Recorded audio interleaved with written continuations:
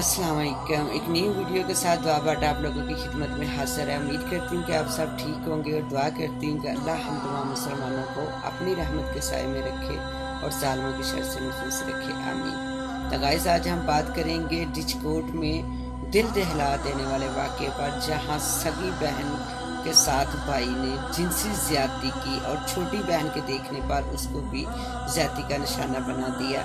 ऐसे वाक़यात पे गाइस बात करते भी शर्म आती है कि अपने ही सगे भाई बाप अपनी बहन बेटियों की इज्जतों को पामाल करने में लगे हैं। अगर मुहाफ़िज़ ही दरिंदे बन जाएं तो कहाँ जाएंगी बहन बेटियां? ऐसे हवानों को एक पल सांस लेने का इख्तियार नहीं है, इन्हें उसी वक्त सुपुर्द खाक करना चाहिए।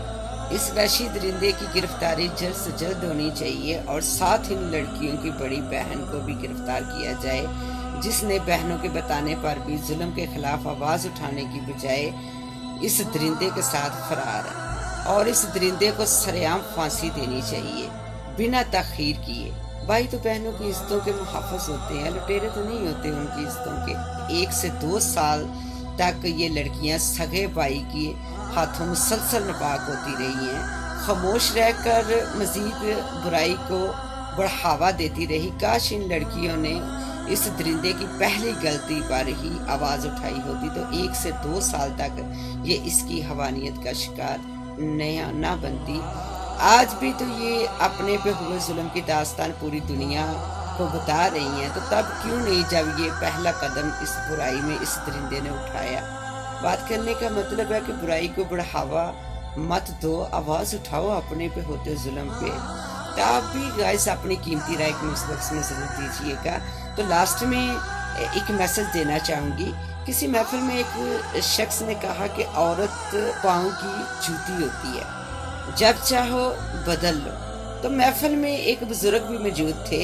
लोगों ने इनसे इनकी राय मांगी तो बाबा जी ने कहा कि इस शख्स ने बिल्कुल दुरुस्त कहा है कि औरत वाकई ही पाँव की जूती ही होती है।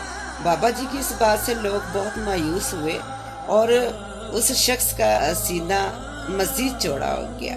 बाबा जी से लोगों ने कहा कि हजरत इस बारे अपनी राय दें। बाबा जी ने कहा कि औरत वाकई ही इस शख्स के लिए जूती है जो खुद को पाँव की मांद समझता है, और औरत सर का ताज उस शख्स के लिए है जो खुद को बादशाह समझता है। तो गाइस, इसी के साथ मुझे दें इजाज़त। मिलते हैं इंशाल्लाह ताला नई वीडियो में फिर किसी नए टॉपिक के साथ। अपना और अपनी फैमिली का बहुत सारा ख्याल रखें और दुआओं में मुझे भी याद रखिए। और अगर मेरी वीडियोस आप लोगों को अच्छी लग रही हो तो मेरे चैनल को सब्सक्राइब करें, लाइक करें, शेयर करें। अल्लाह हाफ़िज़।